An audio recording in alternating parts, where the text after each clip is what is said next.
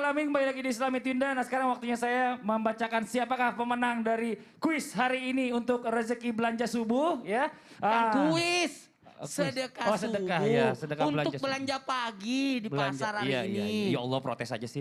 Ya pemenangnya adalah dari Instagram dari @Rizky Amalia Jaidi. Dan Mbaknya ini berhasil menjawab dan jawabannya langsung masuk 2 detik setelah pertanyaan dibacakan. 2 detik? Cepet Langsung. banget, Masya Allah. Memang Selamat jawabannya ya. apa? Nanti hadiahnya. Soalnya dulu lalu jawabannya. Jawabannya adalah kematian, karena banyak banget yang jawab kematian betul jawabannya. Tapi yang paling cepat yang menang ya, dan nanti akan diberikan oleh teman-teman kreatif kita hari ini, langsung sampai insya Allah. Nah sekarang langsung aja yuk, buat jamaah Islami Tinda yang ada di rumah yang udah menunggu-nunggu juga nih, pertanyaannya pengen dijawab, langsung aja kita masuk ke segmen Tanya dong Ustadz. Kami semua tanya dong Ustadz.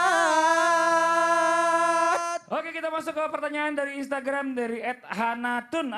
Assalamualaikum Ustadz, saya mau tanya perihal kematian mendadak secara tiba-tiba ketika seseorang sedang mengalami koma, apakah seseorang tersebut telah disebut meninggal atau mati? Terima kasih Ustadz Abi Maki, mohon izin dijawab. Allah ibarik. Bismillahirrahmanirrahim. Orang yang sedang koma atau sedang pingsan itu apakah sudah dalam keadaan mati? Sebenarnya pada waktu itu belum.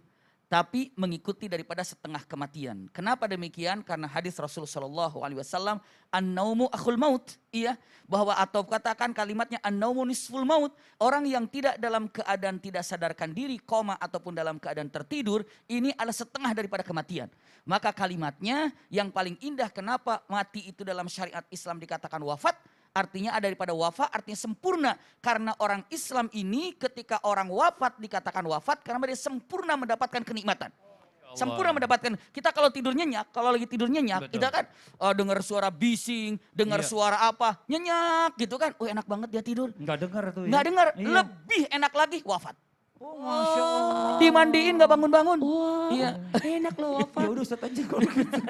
Jangan saya nyamperin saya sih.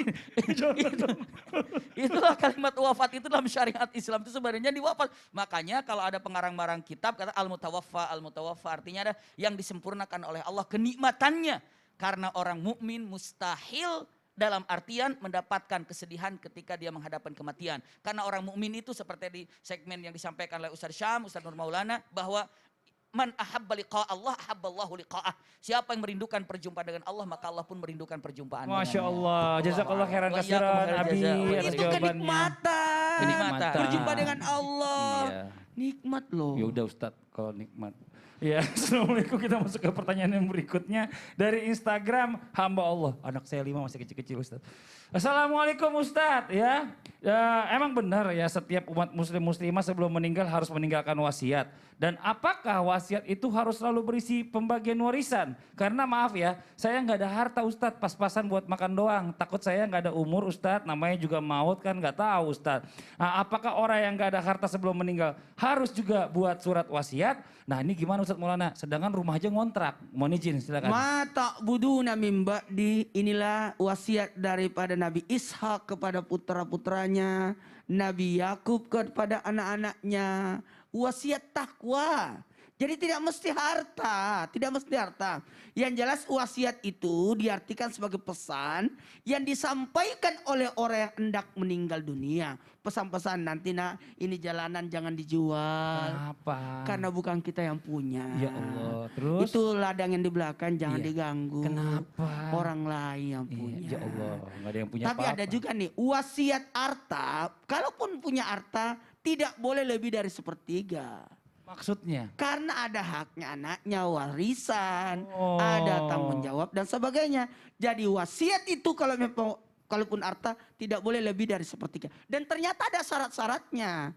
Syarat untuk berwasiat itu harus orangnya muslim dan berakal. Kalau tidak berakal, wah diwasiatkan semua itu. PR itu. Dan tidak boleh wasiat sesuatu yang diharamkan. Tidak boleh sesuatu. Kalau saya nanti mati, jangan kau nikahi anak itu. Jadi memutus silaturahmi. Tidak boleh sesuatu yang diharamkan. Dan orang yang diberi wasiat siap menerima wasiat. Kalau dia tidak bisa menerima, tidak sah. Tidak sah juga, harus sehat juga yang menerima. Iya. Masya Allah, terima kasih banyak Ustadz Maulana atas penjelasannya. Nah sekarang waktunya kita mendengarkan kesimpulan singkat dari guru kita Ustadz Syam sekaligus doa. Tafadhol Ustadz Syam. Baik, tapi guru-guruku, jamaah Islam itu yang dimuliakan Allah Subhanahu wa taala, membahas kematian tidak selalu menyeramkan. Ternyata kematian itu memang akan datang tanpa kita prediksi sebelumnya. Maka subhanallah, Allah katakan dengan pesan yang sangat singkat dan setiap Jumat kita dengarkan wala tamutunna illa wa antum muslimun. Hakikat takwa, orang yang sebenar-benarnya takwa adalah mereka yang selalu siap mati. Karena Allah berpesan jangan mati kecuali dalam keadaan muslim. Sedangkan Allah juga tidak memberitahukan kita kapan kita mati. Sedangkan orang yang bertakwa dengan sebenar-benarnya takwa adalah mereka yang senantiasa siap menghadapi kematian. Siap tidak siap, kematian itu pasti akan datang. Dan ketika ia datang, kita telah mempersiapkan amalan yang kita punya. Amalan yang kita lakukan sehari-hari. Mungkin amalan-amalan kecil yang mungkin tidak terhitung bagi kita. Tapi ternyata kullu ma'rufin sadaqah. Setiap kebaikan itu adalah sedekah. Maka Rasulullah SAW mengingatkan kepada kita agar meninggalkan 3 amalan atau pahala jariah. Yakni ilmu yang bermanfaat. Kemudian sedekah jariah. Kemudian meninggalkan anak soleh yang akan mendoakan kedua orang tuanya. Banyak di antara kita yang ingat untuk mendoakan orang tua kita namun lupa syaratnya. Yang mendoakan orang tuanya adalah anak soleh. Maka yang paling penting jadikan keturunan kita keturunan yang soleh dan solehah sehingga bisa mendoakan kita ketika kita nanti wafat atau kembali kepada Allah Subhanahu wa taala. Bismillahirrahmanirrahim. Alhamdulillahi rabbil alamin. Allahumma salli ala sayyidina Muhammadin wa ala alihi wa sahbihi wa sallim. ربنا لا تزغ قلوبنا بعد إذ هديتنا وهب لنا من لدنك رحمة إنك أنت الوهاب ربنا تقبل منا إنك أنت السميع العليم وتب علينا إنك أنت التواب الرحيم ربنا أفرغ علينا صبرا وألحقني بالصالحين ربنا